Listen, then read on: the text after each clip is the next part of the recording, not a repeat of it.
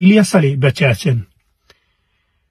আজ সিলেটের একজন সিনিয়র সাংবাদিক তিনি অনলাইনে এসে ইলিয়াস আলী বেচা টাকা নিয়ে কথা বলেছেন। তার দাবি অনুযায়ী ইলিয়াস আলীর অবস্থা সংকটাপন্ন। তিনি চিকিৎসা নিচ্ছেন এবং তার ব্রেইনে স্লো পয়জন দেওয়া হয়েছে, আর তিনি কাউকে চিনতে পারছেন না।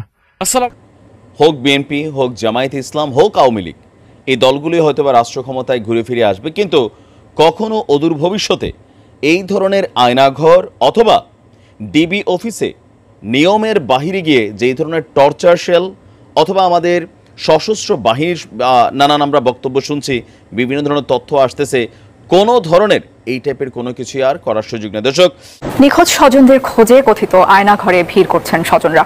পর বছর আটকে রাখা হয়েছে বলে অভিযোগ স্বজনদের। বাংলাদেশকে মুক্ত করতে ইলিয়াস আলী যুদ্ধে নেমেছিল এবং ইলিয়াস আলী বাংলার রাস্তায় নেমেছিল। বাংলার সকল মানুষকে নিয়ে ইলিয়াস আলীকে গুম করা হয়েছে। আমার বিশ্বাস আমার বাবা ফিরে আসবে ইনশাআল্লাহ। আমাদের প্রিয় নেতা জনাব ইলিয়াস আলী সাহেবকে এই হাসিনার গভর্নমেন্ট যে গুম করে রেখেছিল, তখন উনি জীবিত অবস্থায় আয়নাঘরের মধ্যে বন্দী আছেন। আমরা এই জন্য আল্লাহর কাছে দোয়া করেছি, এই জন্য যে ডক্টর মোহাম্মদ ইউনূসকে অসংখ্য ধন্যবাদ, অন্তর থেকে ওনাকে ধন্যবাদ জানাই। গত 53 বছরে বাংলাদেশ একটা চিত্র ছিল, কিন্তু গুম করা মানে এটা কখনো বন্ধ হয়নি, তবে আবার ইনশাআল্লাহ বন্ধ হতে যাচ্ছে। কারণ শেখ হাসিনার শাসনকালে 53 দিন নিখোঁজ ছিলেন ফটো সাংবাদিক শফিকুল ইসলাম কাজল। তাকে গুম করা হয়েছিল, রাখা হয়েছিল আয়না ঘরে। কখনো বিকট শব্দের মাধ্যমে, কখনো উলঙ্গ করে নির্যাতন চালানো হতো তার উপর। এমনকি নামাজরত অবস্থায়ও বেদম মারধরের শিকার হয়েছেন তিনি। গুম হওয়া ব্যক্তিদের দ্রুত ফিরিয়ে দিতে স্বরাষ্ট্র উপদেষ্টাকে স্মারকলিপি দিয়েছে স্বজনরা। আরো জানাচ্ছেন মাহবুব কবির চপল। আমি পাঁচ মাসে ছিলাম, সেই সময় থেকে আমার বাবা নিখোঁজ।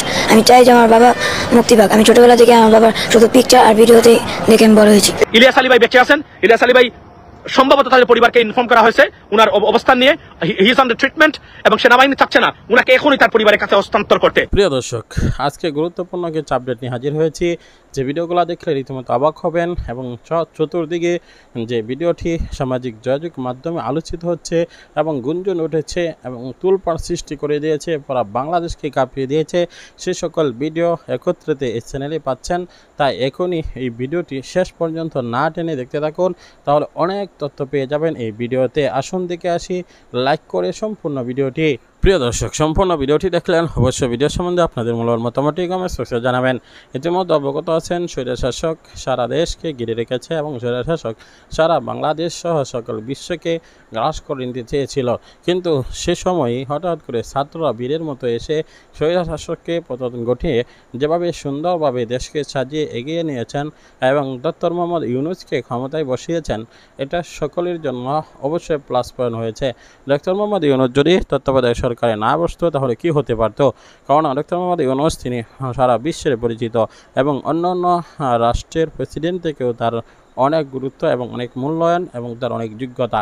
সেজন্য দেশকে কেউ শকুনের চোখ দিতে পারেনি, দেশকে কেউ থাবা দিতে পারেনি, দেশকে কোনো ঝামেলার মধ্যে ফেলতে পারেনি, কারণ ডক্টর ইউনূসের কাছে সারা বিশ্বের সাপোর্ট রয়েছে।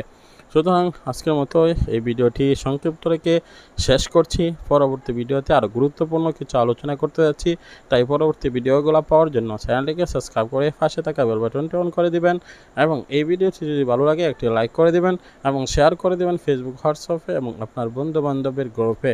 দেখা হচ্ছে পরবর্তী ভিডিওতে। ভালো থাকুন, সুস্থ থাকুন।